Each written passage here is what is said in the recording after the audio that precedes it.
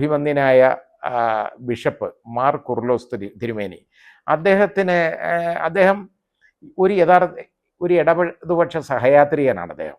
അത് അറിയാവുന്നവർക്കേ അറിയാവുള്ളൂ. അദ്ദേഹം ആ രീതിയിലുള്ള പെരുമാറുന്ന ആളാണ്. വളരെ നല്ല രീതിയിൽ ഇടപെടുന്ന ആളാണ്. പൊതുകാര്യങ്ങൾ അദ്ദേഹത്തിൻ്റെ അഭിപ്രായങ്ങൾ അദ്ദേഹം പറയാറുണ്ട്. അത് തൻ്റെ ഇടത്തോടുകൂടി പറയുകയും ചെയ്യും. ആ രീതിയിലുള്ള ഒരു വലിയ പുരോഹിത ശ്രേഷ്ഠനാണ് അദ്ദേഹം. യഥാർത്ഥത്തിൽ നമുക്ക് പറയാം, അതായത് CPM കാരനാണെന്ന് തന്നെ പറയാം. ആ രീതിയിലാണ് അദ്ദേഹത്തിൻ്റെ പെരുമാറ്റങ്ങളും ഒക്കെ. പക്ഷേ ഇത് അദ്ദേഹം ഈ കാര്യങ്ങൾ ഇതിന് തിരഞ്ഞെടുപ്പിനെ വിലയിരുത്തിക്കൊണ്ടെന്ന് പറഞ്ഞു. അദ്ദേഹം ഒരു മനുഷ്യനല്ലേ, ഒരു പൗരനല്ലേ, ഒരു വോട്ടറല്ലേ, അദ്ദേഹത്തിന് പറഞ്ഞൂടെ? അതിന് പറഞ്ഞ എന്താണ്? അതിന് പറഞ്ഞ കാര്യമെന്ന് പറയുന്നത് പുരോഹിതന്മാരുടെ ഇടയിലും ഈ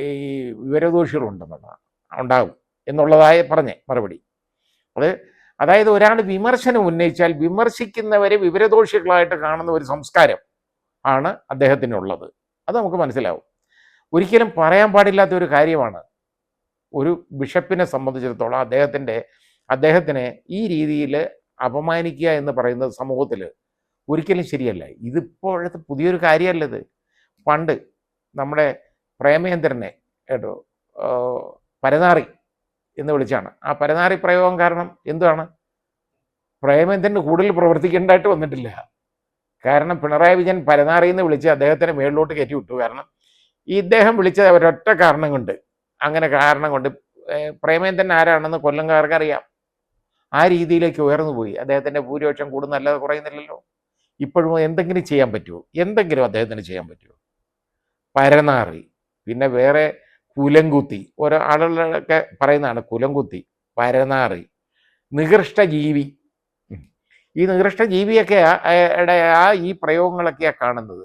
ഇത് ആരെയൊക്കെ എന്തൊക്കെ പറയണമെന്നുള്ളതിനെ കുറിച്ച് ഇതുപോലെ നാക്കിന് എല്ലില്ലാതെ സംസാരിക്കാൻ പാടില്ല. പ്രത്യേകിച്ച് നമ്മുടെ മുഖ്യമന്ത്രി, ബഹുമാന്യനായ മുഖ്യമന്ത്രി കേരളത്തിലെ ഏറ്റവും വലിയ ആളാണ്, അതിന് ഒരു സംശയവും വേണ്ട. അദ്ദേഹം ആ പദവി കാത്തു സൂക്ഷിക്കുന്നതിന് പകരം ഈ രീതിയിലുള്ള പെരുമാറ്റം മൂലം തന്നെ ധാരാളം ആളുകൾ, അതായത് നമ്മുടെ ഒരു ഭൂരിപക്ഷം ജനങ്ങളുടെയും വെറുപ്പ് പിടിച്ചു പറ്റിയിട്ടുണ്ട്. ഒരു സംശയമില്ലാത്ത കാര്യമാണ്.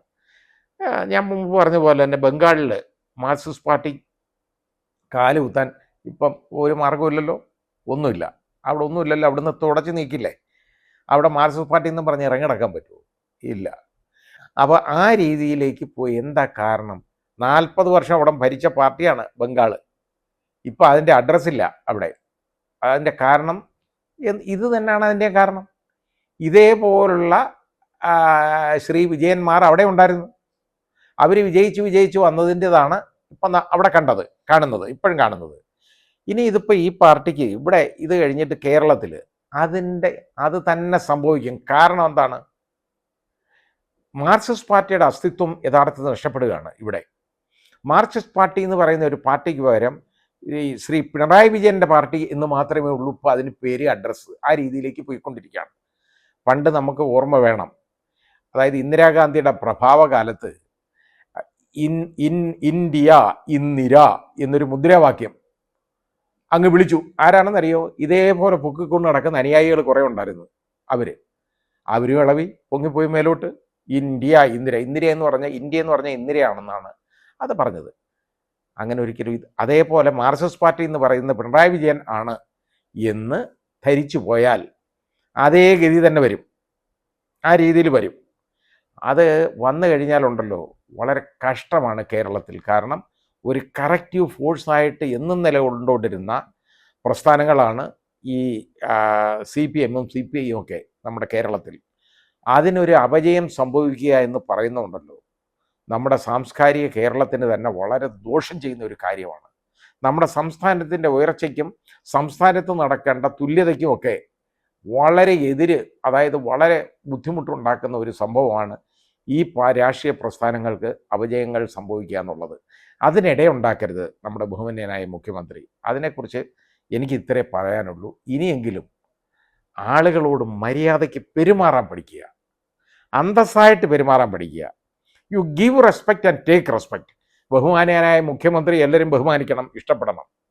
എനിക്കിഷ്ടമാണ് ആ ബഹുമാനം, അത് ആ രീതിയിൽ. പക്ഷേ ഇതേപോലുള്ള വൃത്തികെട്ട വർത്തമാനം പറയുമ്പോൾ ഉണ്ടല്ലോ, അതങ്ങ് മാറിപ്പോകും. അതുകൊണ്ട് നമ്മൾ റെസ്പെക്റ്റ് അങ്ങോട്ട് കൊടുക്കുക, അത് തിരിച്ചു വാങ്ങുക. അതായിരിക്കണം പോളിസി.